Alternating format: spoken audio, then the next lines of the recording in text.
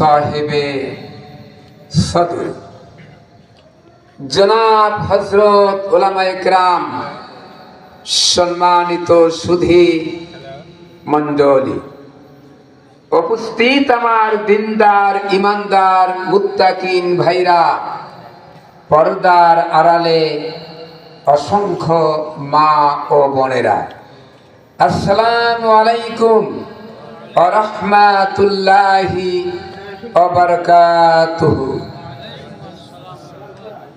আমরা মহান আল্লাহ রাব্বুল আলামিনের দরবারে শুকরিয়া আদায় করেছি, যে পরম করুণাময় মহান আল্লাহ তাআলা একটি মাস পবিত্র মাহে রমজানের শেষে উল্লাপাড়া থানাধীন চিড়িবাড়ি মধ্যপাড়া জামে মসজিদ কমিটি কর্তৃক আয়োজিত ঐতিহাসিক তাফসিরুল কোরআনে কারিমের মাহফিলে আমাকে এবং আপনাদেরকে আসার, বসার, কোরআন হাদিস থেকে আলোচনা করা এবং শোনার জন্য তৌফিক দান করেছেন। সেই মহান আল্লাহ রাব্বুল আলামিনের দরবারে শত চুদ্ধ কণ্ঠে বিনয় অবনীত চিত্তে শুকরিয়া জ্ঞাপন করছি। সকলেই পড়ে নেই আলহামদুলিল্লাহ। বন্ধুগণ, আল্লাহ রাব্বুল আলামিন এই পৃথিবী সৃষ্টি করেছেন, মানুষ সৃষ্টি করেছেন। কোন পথে চললে মানুষের কল্যাণ হবে, মানুষের মঙ্গল হবে, এই সংবাদ কে জানেন? আরো চিল্লা বলেন, কে জানেন? আল্লাহ রাব্বুল আলামিন জানেন। এজন্য এই মানুষগুলিকে সঠিক পথ দেখাবার জন্য যুগে যুগে অগণিত নবী পয়গাম্বার এই পৃথিবীতে প্রেরণ করেছেন। তেনের এসে দাওয়াত দিয়েছে, এক আল্লাহর গোলামি করো, আনুগত্য করো, তাগুতকে বর্জন করো। তাগুতি শক্তি হলো শয়তানের শক্তি। কার শক্তি? শয়তানকে বর্জন করো, আল্লাহর আনুগত্য করো, গোলামি করো। গোলামি করার মাঝেই বান্দা তোমার শান্তি, গোলামি না করার মাঝেই বান্দা তোমার অশান্তি। কে বললেন?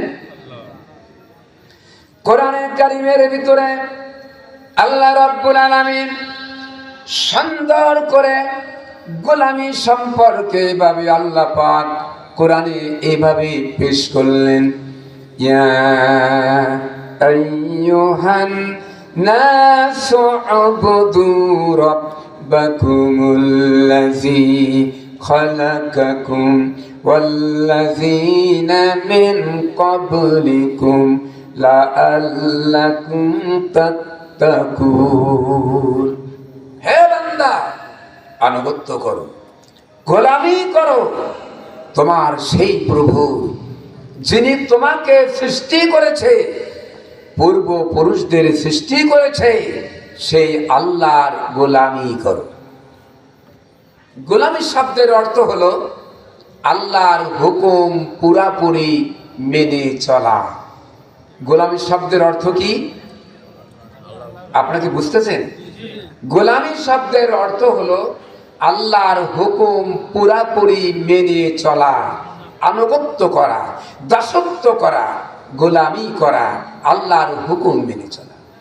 এই যে একটি মাস অতিবাহিত হয়ে গেল, আমরা রোজা রাখলাম, রোজার ভিতরে গোলামি রয়েছে। ধরে বলেন ঠিক কিনা? অনেকে রোজা রাখেন নাই, গ্যাস্ট্রিক হবে, অসুখ, প্রতিদিন 40 পাউন্ডের দুই বেলা গ্যাস্ট্রিকের ওষুধ না খেলে আমি কষ্ট পেতাম। কিন্তু রমজান মাস আসার পরে আল্লাহর মেহেরবানিতে একটা গ্যাস্ট্রিকের ট্যাবলেটও খেতে হয় না। যারা ইচ্ছাকৃতভাবে রোজা রাখবে না, তারা বলেন খামোখা আমাদের টাকা আছে, পয়সা আছে, ধন সম্পদ আছে, ঘরে চাউল আছে, খাবার পর্যাপ্ত আছে, খামোখা আমরা কেন না খেয়ে থাকবো? এমন লোক আছে না? এগুলা যারা গরিব পায় না ওরা রোজা রাখবে। আপনি বলেন তো রোজা কি গরিবরা রাখবে? হ্যাঁ, সকলের জন্য রোজা ফরজ করে দিয়েছে।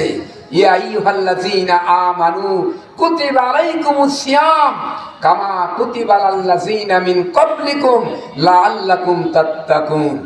আল্লাহ পাক বললেন, হে ঈমানদারেরা, তোমাদের উপর রোজাকে ফরজ করে দেওয়া হয়েছে যেমনটি তোমাদের পূর্বপুরুষদের উপরেও ফরজ করা হয়েছিল। আমরা যে রোজা রাখলাম, এই রোজা ইচ্ছা করে কেউ কষ্ট করেছে কি? সারাদিন খামোখা না খায়া একটা লোক কেন থাকবে? লোক দেখানোর জন্য নয়, নিশ্চয়ই আল্লাহর হুকুম পালনের জন্য, আল্লাহর দিদারের জন্য, দিদার লাভের জন্য, আল্লাহর সন্তুষ্টি অর্জনের জন্যই আমরা আপনার রোজা রেখেছি। জোরে বলেন ঠিক কিনা? আল্লাহ পাক বলেছে as-salatu li, এটা বলে নাই। আজ-যাকাতু লি, এটা বলে নাই। বলছে as-সাওমু লি ওয়া আনা আজদি বিহি, রোজা আমার জন্য। যারা রোজা রাখলো তাদের পুরস্কার আমি নিজে হাতে দিব, সে পুরস্কার আমি আল্লাহ নিজে। জোরে বলেন সুবহানাল্লাহ। রোজাদারের মুখের গন্ধ মিস্ক আম্বরের চাইতেও আল্লাহর কাছে বেশি পবিত্র। জোরে বলেন সুবহানাল্লাহ। তাহলে রোজার ভিতরে যারা রোজা রাখলাম, আমরা রোজা দিয়ে গোলামি করেছি। জোরে বলেন ঠিক কিনা? এরপরে আসেন নামাজ। আমরা যে পড়ি, এই নামাজের ভিতরে গোলামি আছে। আমরা ৫ ওয়াক্ত নামাজ আদায় করি মসজিদে গিয়ে, অনেকে বাড়িতে আমরা নামাজ পড়ি, নামাজ হয় না। রাসূলুল্লাহ সাল্লাল্লাহু আলাইহি ওয়াসাল্লাম বলেছেন, আমার গোস্বা হয় যারা মসজিদ রেখে বাড়িতে নামাজ আদায় করে। আমার মনে হয় যুবকদের বলি, লাকড়ি আনো, এনে আগুন জ্বালায়া ওই বাড়ি পোড়ায় দাও যারা মসজিদে নামাজ পড়ে না, ঘরে বসে নামাজ পড়ে। কিন্তু যারা একেবারেই পড়ে না, তাদের অবস্থা কি হবে বলেন? ইয়াতাসাআলুনা আনিল মুজরিমিন মা সালাকাকুম ফি সাকার ক্বালু লাম নাকু মিনাল মুসাল্লিনা ওয়া লাম নাকু নুতঈমুল মিসকিন। এই পৃথিবীতে 2 শ্রেণীর লোক বেশি জাহান্নামে যাবে। কয় শ্রেণী? 2 শ্রেণী। এক শ্রেণী কখনো নামাজ পড়ে, কখনো পড়ে না।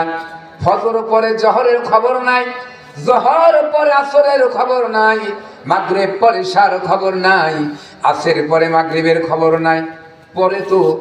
পরে তো কিন্তু কখনো পড়ে, কখনো পড়ে না। তাদেরকে জাক্কুম নামক ফল আল্লাহ রাব্বুল আলামিন খাওয়াবেন। কি ফল? জাক্কুম। এত তিক্ত হবে, গোটা পৃথিবীর আটলান্টিক মহাসাগর থেকে শুরু করে যত পানি আছে, সকল পানির ভিতরে যদি চুবানো যায়, পানিগুলি এত তিক্ত হবে, খাবারের উপযোগী হবে না। এই পথ থেকে আল্লাহ আমাদের মুসলমানদের হেফাজত করুন। জোরে বলেন আমিন। আর 2 নাম্বার বেশি জাহান্নামে যাবে যারা ইতিম মিসকিনদেরকে ধাক্কা দিয়েছে, খাবার দেয় নাই, তাদের প্রাপ্য বুঝায় দেয় নাই, তারাও জাহান্নামে যাবে। এই 2 শ্রেণীর লোক বেশি জাহান্নামে যাবে। তা আমরা যারা 5 ওয়াক্ত নামাজ পড়ি সময় মতো, অক্ত মতো, নামাজের ভিতরে আমরা গোলামি করলাম, আনুগত্য করলাম, হুকুম মানলাম, প্রতি রুকুতে প্রতি সেজদায় আমরা আল্লাহকে সেজদা করে প্রমাণ করে দিলাম, তুমি ছাড়া আল্লাহ, তুমি ছাড়া আর কারো সামনে মাথা নত করি না, আমরা সেই মুসলমান। জোরে বলেন ঠিক কিনা? बातिल से दबने वाले आया आसमान ही हम सोबर कर चुका है तो इम्तिहा हमारा। বাতিলের সামনে মাথা নত করা জাত আমরা মুসলমান নই। বাতিলের সামনে আমরা কি মাথা নত করবো? বাতিলের সামনে মাথা নত করার মুসলমান আমরা নই।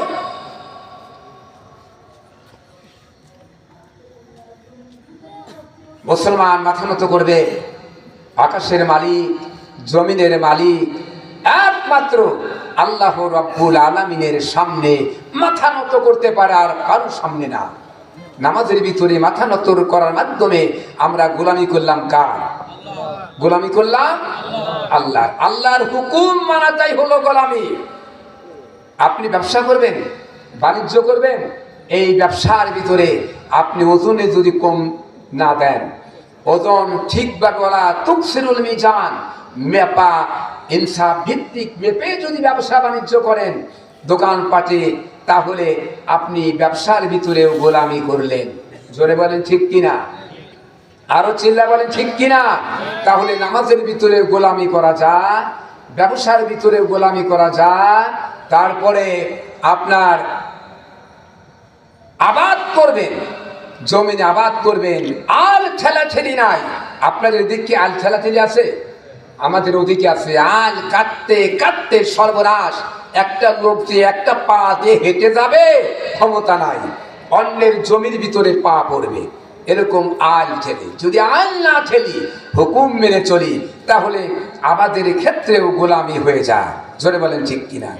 আপনি ছেলেকে বিবাহ শাদী করাবেন, যৌতুক নিবেন না, এটার ভিতরে গোলামি হয়ে যায়। আল্লাহর হুকুম মানলেন আপনি, কিন্তু আজকে আমার সামনে ওয়াদা করতে হবে, যার যার ছেলে আছে তাদের বিয়ে করাতে কে কে যৌতুকের টাকা নেবেন একটু হাত তুলে দেখা।